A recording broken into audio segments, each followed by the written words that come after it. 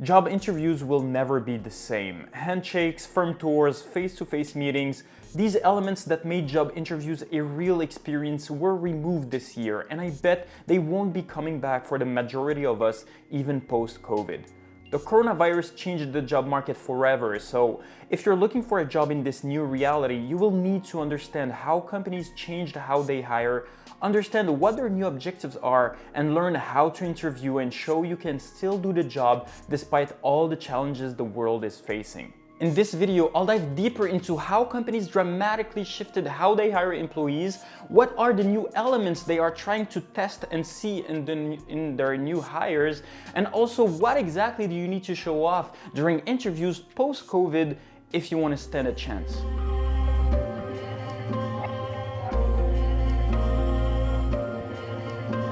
In March 2020, the world saw the worst unemployment rate we've ever seen since the Great Depression, with 20.5 million jobs lost in the US alone. The first to be hit were obviously the travel, hospitality, and event industries, then the transport industry, and slowly it touched everyone else. Having everything closed due to lockdown meant less customers for companies that didn't have any backup plans, meaning to survive, they had to find a new strategy, they had to cut costs. Can you guess where? Yeah, employees. They had to stop hiring and they started laying off their own employees. 1 in 3 people had a different job in September than in March 2020, according to the real-time population survey. And it's not like it's a temporary thing, unfortunately. Brookings Institution researchers estimated that 42% of the jobs lost during COVID-19 will never come back for diverse reasons. Some employers noticed they didn't really need these people, automations have replaced many workers, and so on. This is why hiring everywhere drastically slowed down. Now companies think twice before hiring an employee because the last thing they want is hiring someone to just fire them 3 months later because they didn't calculate their stuff well. But the good news is some companies still needed to hire during this period. Some had a well-established clientele, some others signed contracts just before lockdowns, so they still needed to grow their team. However, they had to hire in a whole new way. From handling video interviews for the first time to asking employees to work from home, new challenges were faced.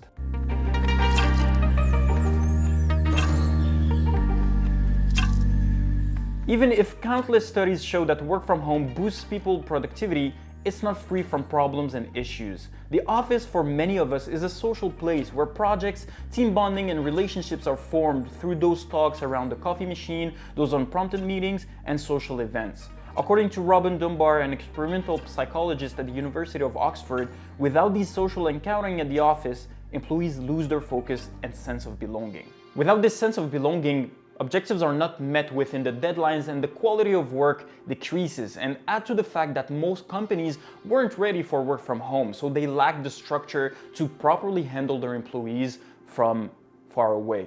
And this is for current employees who they had known for quite a while now. Imagine hiring a new employee in this current time you never met before and just ask them over the phone or over Zoom, hey, so I never met you, but please, I trust you, please stay at home and do whatever project I send you.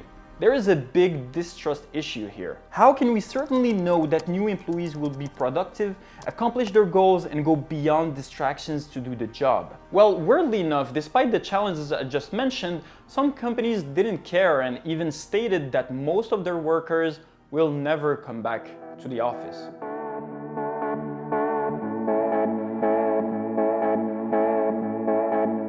Tech companies like Facebook were the first to say many of their employees will stay at home even after the vaccine. Aren't they afraid they won't do the job as well as if they were in the office? Well, let me tell you, they have found a way to identify which employee will stay at home, do the job, exceed expectations, and also stay long-term in the company and contribute to its success. And I know it. Do you know why? Because these companies even stated that current employees can take their salary and move wherever they want, which brings the question, if someone can do a good job from another state, why not from another country? Because if that happens, we'll be heading to a global economy. And it's not just theory, it's happening right now. I work at DXC Technology in the US, but I'm remote from Canada. We have workers in Costa Rica, in India, and other parts of the world for cost efficiency and global experience. Meaning soon you will not be in competition just with people around you, but with the whole world. So if you do nothing, more competitive and cheaper candidates from other parts of the world may be chosen instead of you. The only trump card that you have left is show off during interviews that you have the proper skills and better skills than the mass. But it's not as straightforward as it seems. How can you convince a hesitant employer you can do a better job from home?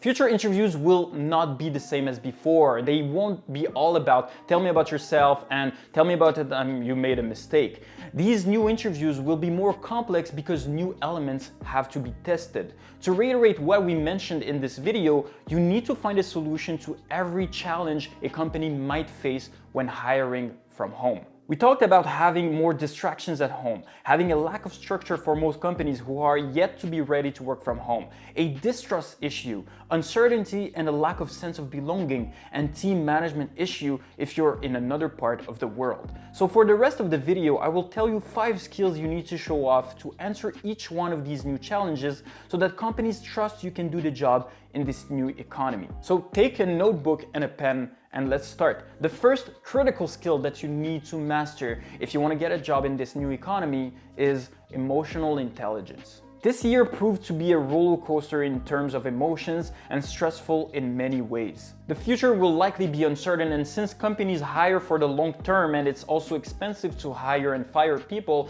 they really want to keep you, and so they really want to know if you can cope with uncertainty and cope with pressure with everything going on in the world right now. Emotional intelligence is really having the power to control your emotions, understand others, and be empathetic, which is, in my opinion, one of the biggest skills to have right now. So show this attribute of yours if they ask you questions like, I'll list them here. How do you handle conflict? Tell me about a time you disagreed with a colleague, and why should we hire you? The second one on the list is proactiveness. Employers have to trust you're going to do the job at home where no one can see you. The last thing they want to do is checking up on you every 5 minutes to make sure you're working. And to tackle this distrust issue, show that you're proactive, show that you're not waiting for others to tell you what to do, show that you're reaching out to others, to reach out to your managers, to your colleagues, and offer your help and offer for you to be put in projects. Don't wait for others to give you work to do. So here are some other interview questions that you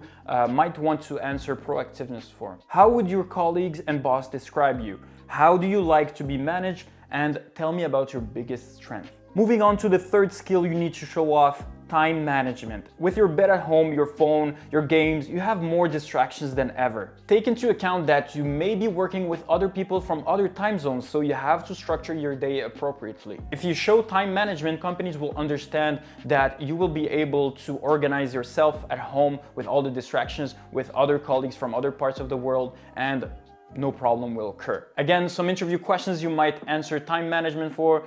How do you prioritize your work? Tell me about a time you made a mistake, and tell me about a challenge you faced at work. The fourth skill is to prove you're still part of the team even when you're not in the office, and this is leadership. With companies trying to work from home for the first time ever, they need people to handle the management, the team bonding initiatives, and to show that everyone is working towards a common goal. For example, here at DXC Technology, someone is taking care of a virtual holiday party, which is nice, right? Even if it's virtual, everyone can just come together and discuss and have fun, right? People and companies need these type of people if we want a good atmosphere and good vibe at work, even virtually. Showing you're a leader is really showing that you care about your work and that you care about your colleagues and that you care about the task and objectives in the company. Here are again some interview questions where you can plug leadership. So tell me about your time you demonstrated leadership, obviously. Tell me about how you work in teams and what's your management style. And lastly, let's talk about reassuring employers when they think of their lack of structure with your adaptability skill. Many companies won't have the structure in place to properly handle everything from home. So they need people to be adaptable, to be able to be independent and know what to do without a clear framework. So show off your adaptability skill and basically tell them or show them, hey, you can just throw at me anything that you want and I'll be able to handle it. That's what true adaptability is, and for me it's one of the most underestimated skills that you may have, but it's quite important in this current time. Some final questions where you can answer adaptability skill can be: tell me about a challenge you faced, how do you deal with pressure, and what should I know that's not on your resume.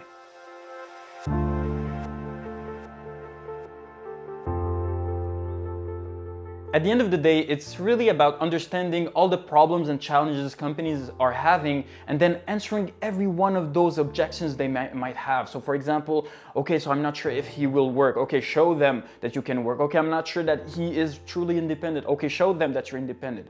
It's that way if you want to land a new job in this new economy. The important thing here is to really adapt no matter what happens. Companies are changing, they are gearing towards new objectives, and you want to take the same wave if you want to truly tap into every new opportunity that will come across your way. So tell me in the comment section below, are you optimistic about the future? Are you uncertain about your career? Let's have a good discussion about that. And again, if you're coming from the future, let me know if I was wrong in anything that I just said in this video. It'll be funny to do that. I'll probably rewatch this video as well in like 6 months just to see that.